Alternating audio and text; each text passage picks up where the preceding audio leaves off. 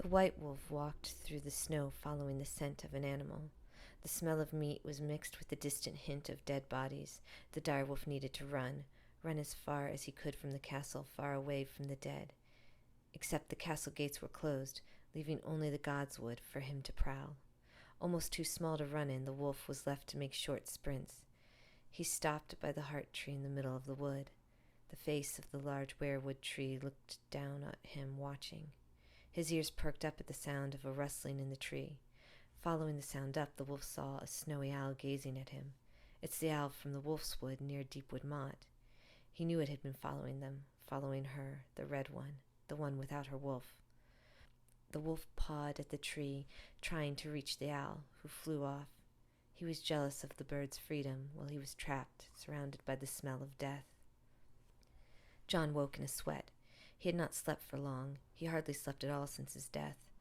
When he did sleep, he felt himself go into ghost. He had long since stopped fighting it. Now it had become his refuge. He laid in the bed looking up at the ceiling, remembering the owl he, or was it ghost, had seen. Sansa's owl. Sansa, he thought. The events of the day came suddenly back to him at the thought of her. He had gone to his room to escape the lords who, at this hour, were deep in their drink in the great hall, but he could not hide from what had happened. They made me king in the north. Sansa even had a crown ready to place on my head. He felt a mix of shame and anger. This should be Robb's, or Bran's, or Sansa's. I'm not a lord or a king. John did not know if he wanted to cry or rage. The two emotions competed inside of him. Instead, he rose from his bed, putting on his jerkin and breeches. I will speak to her is what I will do, and he left his room to find his sister.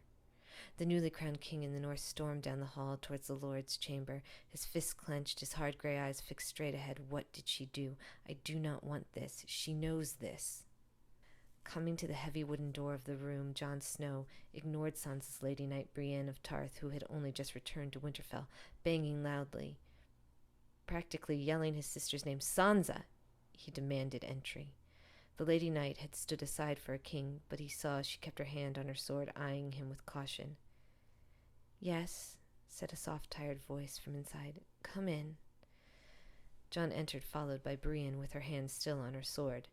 Jon gave the knight an annoyed look. It's okay, Brienne, Sansa said quietly from her bed.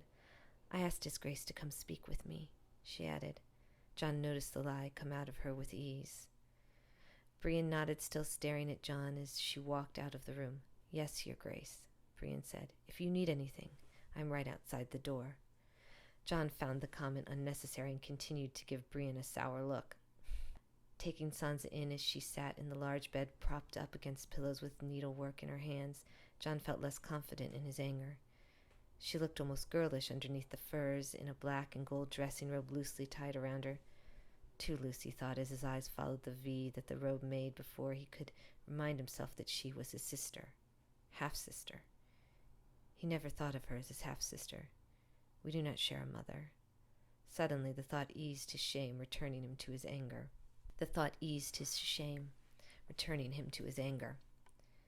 Did you plan this? He asked with a tinge of rage in his voice. He saw Sansa keep her head down. Plan what, Your Grace? Stop that, he told her. Speak plainly when we are in private. Did you plan for me to be crowned?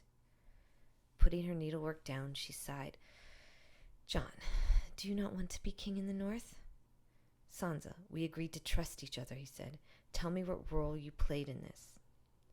He studied her carefully as she turned away, biting her lip just slightly. I might have helped it along a bit, she said. Sansa, are you daft? He said in anger. You asked me to tell you, and then you get angry, she said to him, annoyed. An independent north, that's what this means. It means war, he said. You understand that. What choice do we have, she asked him, to come to some agreement with the throne? Cersei hates us. She hates me. The Lannisters will not agree to anything. All I promised you was your home back and protection, he said. Not this, not more war. I did not ask for your protection, just my home, she said. And since you think I need it, this is how we will all be protected. How, Sansa? He asked incredulously. How does this protect us? Sansa stared at him. He saw she was about to tell him she did not know. That is not good enough. You know. You know Sansa Stark. Tell me, how does this protect us? He said again. Fidgeting underneath her furs, he watched Sansa throw them off to get out of bed. If I am Lady of Winterfell, and you are just you, she said, struggling to find the right words as she sat upright on the edge of the bed, someone will want to marry me. They will want our home. They will make a deal with the throne, and neither of us will last long if that happens. She added, rebuilding the North will be a risk, and if what you say is out there beyond the wall, the North will not be united to fight it. And me being king changes that, he said softer. He felt a hot shame rush over him. He had not thought of her position, of their position. Of course they will want to marry her. It's not just the North that wants to be independent. I hope, was her only answer. Jon moved to sit next to her on the bed. Sansa, you don't have to marry anyone you don't want to marry, he said. Now I don't. Unless you make me, she said with a slight smile as she got up to walk towards one of the windows. Jon's eyes followed her as she walked. God, she has become beautiful, beautiful and tall. And what would you do if I did, he asked, only half joking. He heard her laugh at that. I've always thought I'd like to peck someone's eyes out, she said, continuing the jape. Jon thought he heard an owl hooting somewhere nearby. Well, I'll have to remember that, he said, moving towards her.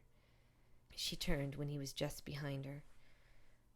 Sansa's head was tilted when she said, Jon, you know I couldn't hurt you. Even if you sent me to the farthest desert of Dorne or the lands of always winter to marry. He reached up to touch her hair.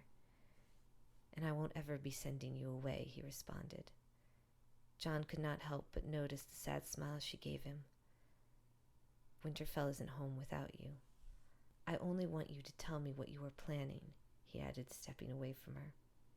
Yes, I know, she said, looking down slightly.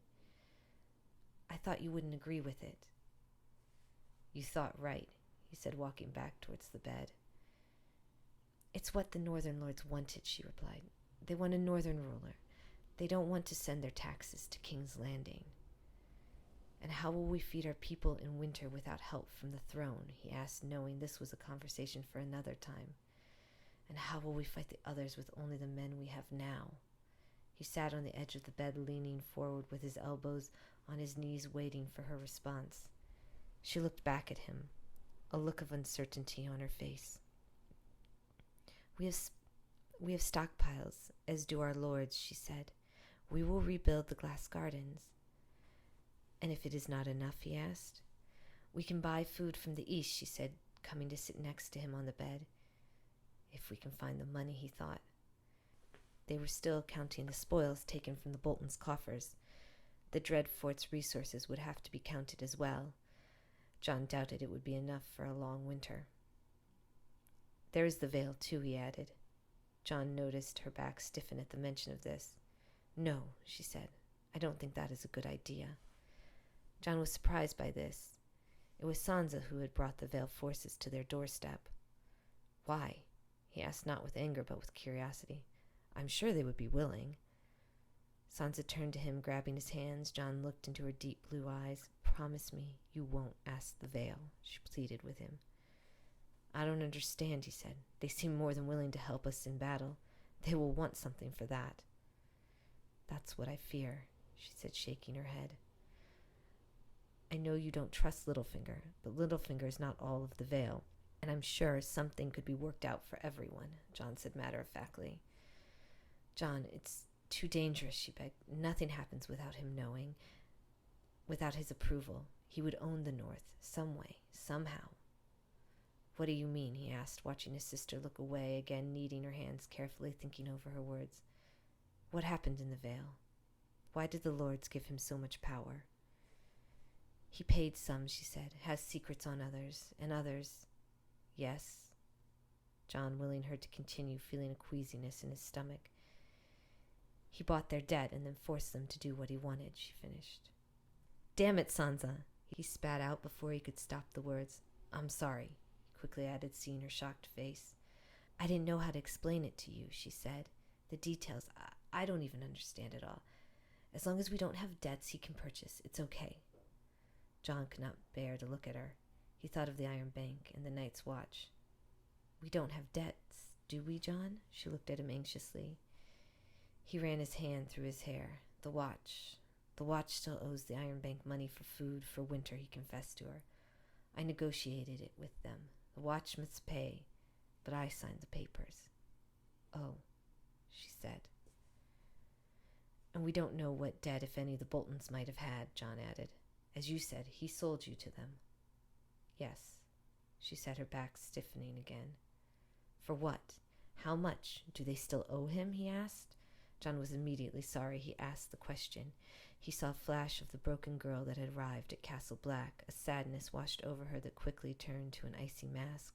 To John, she looked as cold as he felt on the inside since his death. I don't know, she whispered softly, could barely hear. I don't know about that. Taking her hands, he wanted to will her back into this world. I know it's hard. We have to find out. We have to find out what he really wants from us, he told her. I think I should go to sleep now, she said, still whispering. John started to get up, feeling worse than he did when he entered the room. I'm sorry. I bothered you about all this when it's so late, he said, regretting his earlier anger. She was staring past him into the hearth. He wanted to hold her, caressing her hair, telling her everyone that had hurt her was gone. He knew that was not true, nor could he promise to give her that. All he could say to her was, You don't have to carry this alone. As she climbed back into bed and pulled the covers over her, he heard her say, Please stay. There's so many people in the castle tonight. John looked at Sansa, taking the high-backed chair from near the hearth and placing it next to her bed.